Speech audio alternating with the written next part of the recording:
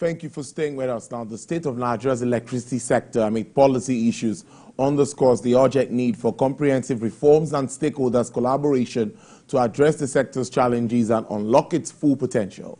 Experts say by addressing regulatory bottlenecks, infrastructure deficit, and funding issues, Nigeria can create an enabling environment that supports a reliable, efficient, and sustainable electricity sector. What are some of the issues that require government attention to fully unlock the potential in the sector? To make sense of this, I'm being joined by an energy lawyer and analyst. He joins me from Ikoyi here in Lagos, Dr. Ayodele Oni. Dr. Oni, good afternoon and thank you for joining the program.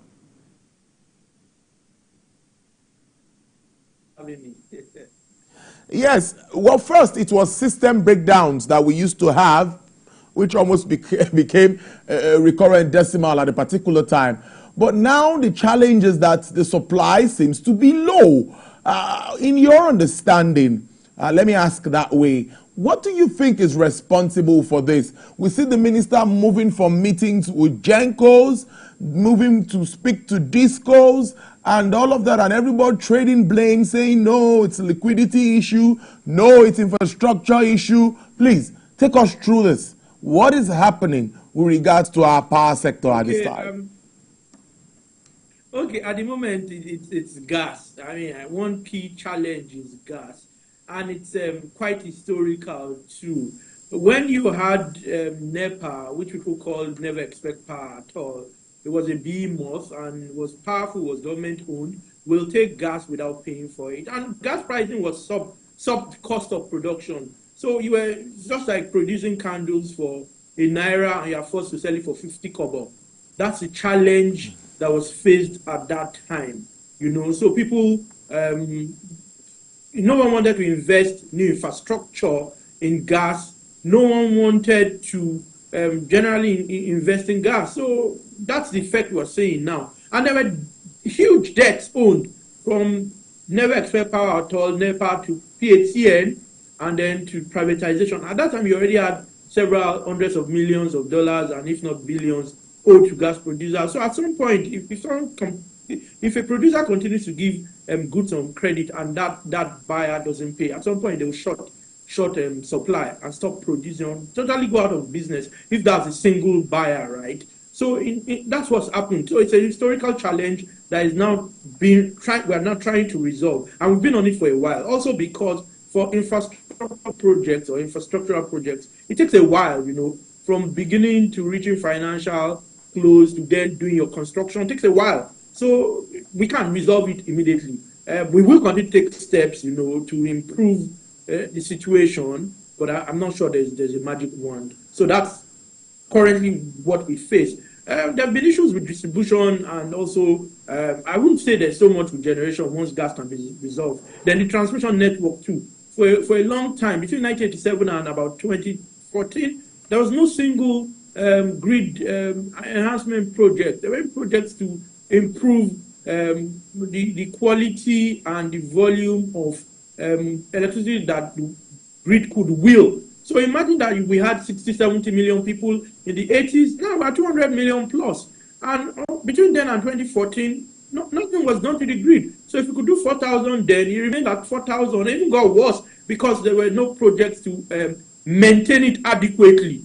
So that's why we then started to have those issues with the grid infrastructure. Also, I mean, there are technical and non-technical reasons for grid collapses. But the reason why we have low generation at the moment is largely gas. I always say there's no problem with generation. Once distribution companies can pay, the transmission company can will, and they have gas, you will see projects. More, we would even have more than what we need. Now, like some countries in Europe. That brings me to my next question. The headline on one of the dailies today, Nigerians groan in darkness despite power sector privatization and 7 trillion naira investments. That's on one side. Also, I also saw in the paper that read that FG has injected 2.87 trillion naira into the sector as subsidies. Now, my question really will be very straight. Can we sustain subsidies? And what really is the issue? Is it paucity of funds or management of the system itself? Two in one. Okay. True. First question, can we sustain subsidy? I doubt that we can in the long run. If we're subsidizing everything, subsidizing fuel, subsidizing power. I know almost every country does provide subsidy, right?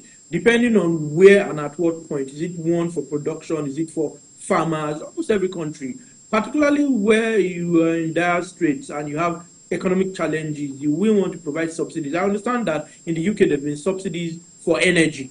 So I wouldn't say completely stop subsidies, but being a long-term situation and not just being an intervention is where the challenge is. Now, the thing is, if you look at the 2024 MITO, for example, you see that there are two columns that speak to what your tariff should be and what they are allowed to collect. That difference is the subsidy. So, for example, maybe it should be 200 naira per kilowatt hour. But NERC is saying because government is going to provide subsidy and government policy. I mean, NERC will work within the ambit of government's policy, right? The federal government's policy.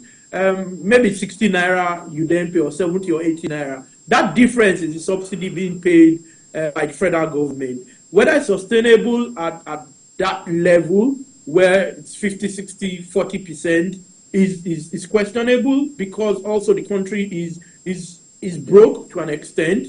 But I wouldn't say that subsidies should completely end. When you have economic challenges and situations such as where we find ourselves, governments will typically grant subsidies. But whether it should be something that should be a part of our lives in many of our energy subsectors is a different conversation. Now, with respect to privatization and why we still are here, it's a potpourri of issues for me. First, I think that in hindsight, maybe we should have done the privatization differently, such that there was, instead of government collecting those monies, those funds were in escrow, and everybody had a task to fulfill with timelines and milestones, such that then they can draw down, pay contractors directly. I think maybe we should have structured the privatization that way. And then I also think that some of the guys who bought some of these assets didn't have money.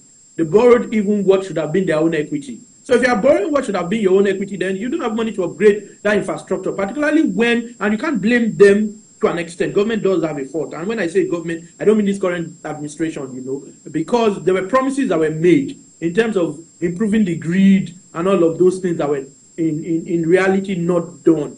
But because they were not done, then they had excuses. And there were issues such as gas that have always been challenges.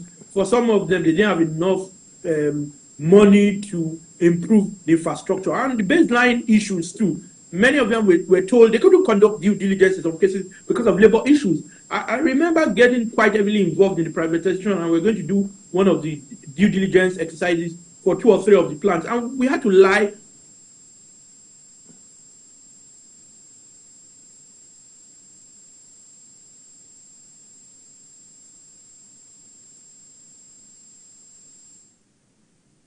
Network challenge there would connect him back with Dr. Ayodele Oni to continue this conversation. Yes, it's a serious one when we talk of Nigeria's power sector. Dr. Oni, are you back? All right, there. We're yet to get Dr. Oni back. So after privatization, 11 distribution companies and 6 generation companies. So what we operate in the country, we have the likes of Transcorp Power, we have Shiroro Hydropower, we have Sapele Power, we have Ugeli Power, Giregu Power, and Kanji Hydroelectric Dam. I just still wonder why all of this, we're still generating less than 5,000 megawatts for a country of above 200 million people. Very, very worrisome. Well, let's take a break, and when we come back, hopefully we should have Dr. Oni back with us. Dr. Oni, are you there? Oh, okay, I have Dr. Oni back, so let's continue the conversation. And so, Dr. Oni, if you can hear me clearly now, are you there, Dr. Oni? Yes, I am. Can you hear me? Great, loud and clear. Now, an analyst have also argued that what needs to be done, that's coming on the back of what you said before we had that a little breach in our communication line. It says, unless we refinance and if there's another round of reaccusation and refinancing, that there cannot be progress in Nigeria's power sector. What do you make of that statement? That's a tough one, because the issues go beyond financing. I think at times throwing money, and that's something we do in this part of the world, we throw a lot of money at issues without understanding the root cause. I think that our issues are orientation. Some of our issues are historical, like the gas issues. They're historical. Some of those monies have been owed for several years, from the time of NEPA to PHCA, to infrastructure. If you were to collect back or take back the distribution companies and the generation companies, and these issues remain, you will still find yourself where you are at now. Government maybe needs to do a bit more around ensuring that these issues are resolved, giving timelines, providing milestones, enforcing some of these timelines and milestones, and government actually also playing their own role. Will require some patience, to be honest. I don't think it's just about money. We require some patience, because it took us many years of neglect, many years of mismanagement to find ourselves here. So expecting that in 1, 2, 3, or 4 years everything will be resolved would be unfair, to be honest. And we've also had a bit of policy somersault a few times, flip-flops. So I think these are the bigger issues than just throwing money at what we think are the challenges. We've also argued about the weakest link, Dr. Oni, where some will say TCN, the transmission end owned by the government, is the weakest link. Some will say, the distribution companies are the weakest link. They are the ones not taking power. What is happening with stranded power? We hear we have capacity to wheel 6,000, 7,000. And why are the discos not accepting this power if truly we have that to evacuate? Can you make us understand what is happening here? Okay, in terms of the discos, when they get power through feeders that feed certain areas, in some cases they reject the power because certain areas don't pay. Certain ministries, departments, and agencies of the government in certain areas don't pay. And they have an obligation, they have a minimum remittance obligation where they have to remit a particular amount or percentage. I know it's average 45%, embed and all of that. If they don't do that, their minimum remittance, then they may get into trouble with the regulator. Now, if you know that in certain areas people do not historically pay, you don't want to accept that power. You rather it's diverted elsewhere where people pay. That's the issue with the discos. In a number of cases too, it's been infrastructural challenges in those areas. So it's two things. Guys don't want to pay. Consumers don't want to pay in certain areas, so they don't want feeders in that areas to get fed with electricity. In other cases, insufficient infrastructure. In both cases, I think discos need to do something about it, because when they were going into this business, they did know that these were challenges historically, people not paying and all of that. So they've got to fashion a system, find a way around it. That's the challenge with the discos. With respect to stranded power, power could be stranded for several reasons. If the transmission network in that area cannot wield the power, they cannot connect properly, they need to spend money at times, a lot of money, to be able to improve the infrastructure in that area. So it can be a transmission challenge, and it can still be this gas challenge we've had. So if you can't wheel, you will have stranded power. If you don't have gas, so to speak, you will still be stranded, because you then cannot fire your plant, particularly where they are gas fired. Remember that 80% plus of our generation is supposed to be gas fired. So in that case, you will find out that you'd have a challenge if you have a challenge with gas, or you have issues with transmission. Anywhere along the value chain that is a challenge, it will affect the sector, generally speaking. Well, our time is almost up. If we can do this in 2 minutes. The minister came out a few days ago to say that in 6 months, he will get to, or Nigeria's power generation will get to 6,000 megawatts. How achievable is this? How feasible is this? Okay, I think that he's probably looking at these grid enhancement projects that are happening rather, and gas. If we can improve issues around gas, and you can have more power plants run, then we can move from 4,000 plus to 6,000. I don't think the minister is saying there will be 6,000 megawatts, fresh 6,000 megawatts. No, I think what he's saying is that we will get 6,000, which would then be more stable. 6,000 megawatts. And if we deal with some of these issues quickly, then we should be able to wheel. If transmission projects are completed, some of them are completed, then you can have more power come online. If we can deal with the gas issues, and particularly gas infrastructure issues, I think OBN 3 is almost there, if not there yet. The AKK is gone for 60%, maybe 70%. If we can deal with these gas infrastructure issues, gas pricing improves, debts are paid. Yes, in 3 to 6 months, we can actually do that because there are a number of plants, brownfield, greenfield projects that are maturing. It's just issues around gas have stalled.